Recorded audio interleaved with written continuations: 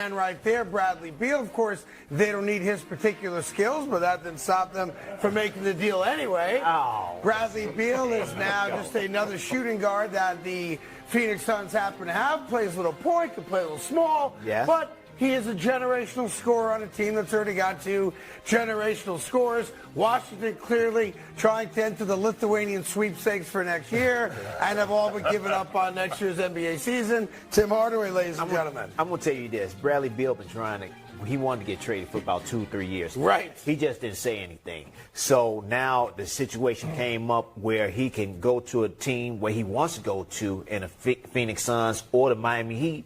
And he waived his trade clause. Right. And he's going to the Phoenix Suns now, which is good for him. It's which good for Washington because I think they both need to be separated from each other. I don't think that Washington was going to go any further. But he's a two-way player. He come out, he play defense, he play offense, he play point guard. He does not play any defense. Yes, he does. He plays point guard. Yes, he does. Two-way guard. You know what? I'm going to tell you this. With you, don't nobody play defense. I'm just saying. I'm just saying. You know, this guy, he's a superstar. He plays defense. He plays good offense. He runs the team. He can play point guard. So they got two guys that can play point guard and off guard, and him and Booker. So, but the bad thing is they still need a bench. They don't have, They still don't have a bench. They got four dudes under contract. They got three guys that can score 80, but you don't have nothing else. Which is why they're not winning NBA title with this. The other part of the trade, of course, Plax, is that Chris Paul, for the moment, goes to Washington. That's going to be a very quick see you later, Chris Paul. A lot of people think he goes to the Clippers,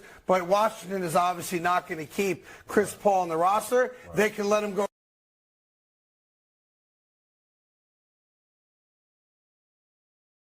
right away. They will most likely trade him for expiring contracts, and basically the we don't care about basketball this year program is underway. You really hate to see Chris Paul kind of go out like this. I think everybody was just saying that, you know, he didn't add any more value to the Phoenix Suns. That was one of the reasons why they let him go.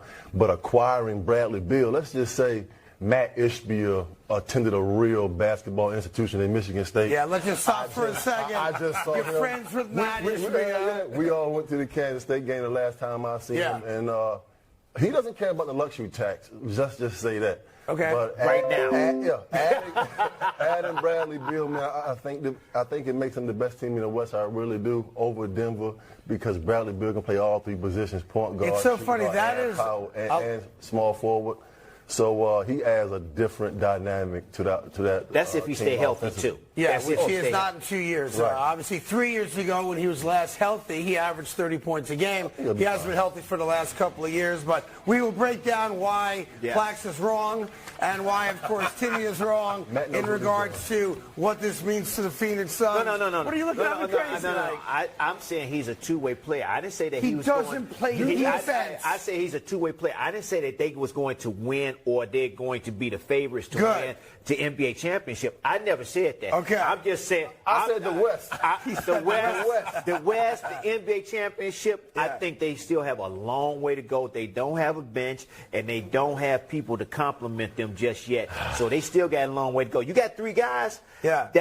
That's all right now on paper. But, I mean, they still got to get a team. Right now, I think Matt Ishbia knows what he's doing. I didn't say he didn't know what he's doing. And he got a guy that's really, really helping him in Isaiah Thomas, the great Isaiah Thomas.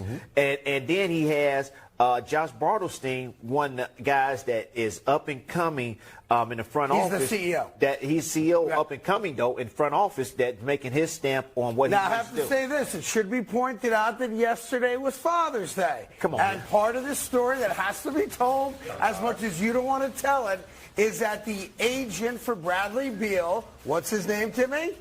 Mark. All right, let's just leave it at His name is Mark Bartlestein. Mark Bartlestein. His same age as my son. All right, your son has the same age. Here's the part that no one else is talking about. Yesterday was Father's Day, right?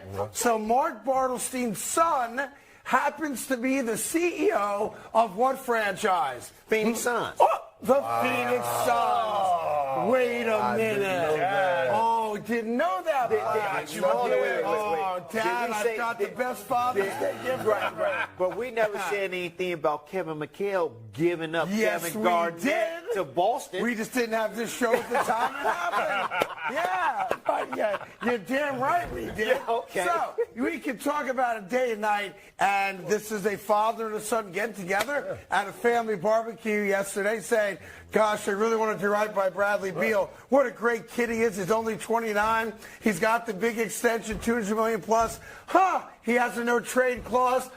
Where do you think he might fit? Well, Dad, here's my gift to you. What's up?"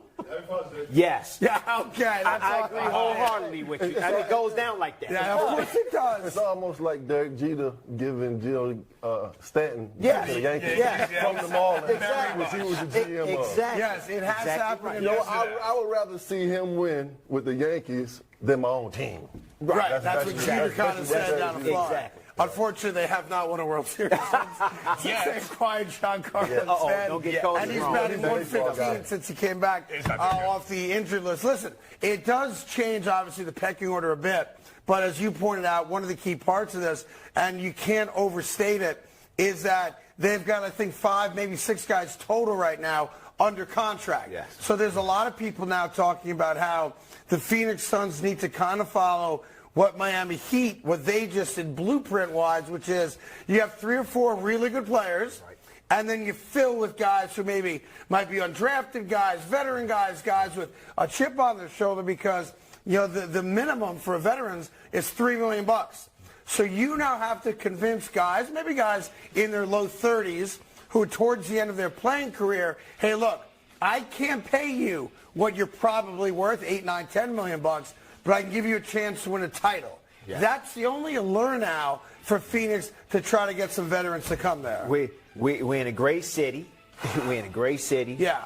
All right. You got 3 superstars on your team. And DeAndre Ayton. And DeAndre Ayton right now. Right now, because I think that he might be moved. Okay. And then you just got to build. You know, I think you can get some people. I think you can get some free agents that are really good to come to your team. That team role players. So I think what the Miami Heat have done over the years takes time, because some of those guys they brought them onto the team and they watched them grow. I think the Miami Heat kind of took a page out of what the Pittsburgh Steelers doing in New England pages as far as scouting.